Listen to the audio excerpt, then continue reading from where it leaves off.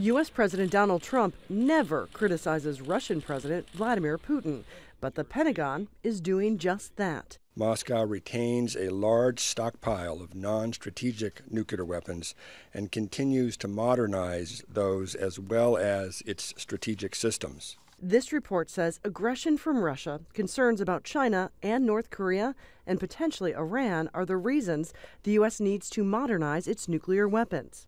And it's changing the wording on when it could use them, saying the U.S. could use nuclear weapons in extreme circumstances to defend the vital interests of the U.S.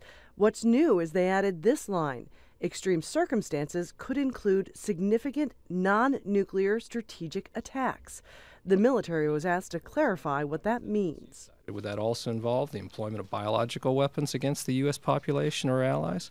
Would it involve the use of chemical weapons against our people? Would it involve a conventional attack in other parts of the world? The context in which an attack occurred on the United States or our allies would be how we would evaluate the appropriate response. The plan also calls for modernizing the nuclear arsenal. That's something the last administration wanted to do, and at the time they said it was going to cost more than $1 trillion over 30 years. This plan would undoubtedly be even more expensive, and that has not been something that Congress has been really willing to fund at this point. The U.S. also wants to build a new kind of weapon, a nuclear warhead with less impact. But critics say that could make nuclear war more likely. They are literally having weapons that give the president more options to start a nuclear war. And that is incredibly dangerous, particularly when you have this president, who we all know is impetuous, irrational, and not always in sound mind.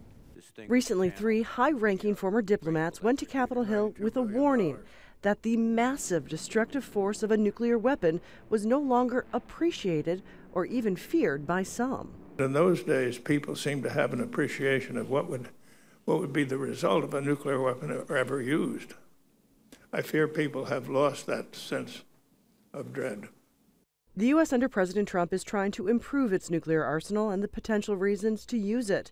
They say in order to improve the odds, it won't have to. Patty Culhane, Al Jazeera, Washington.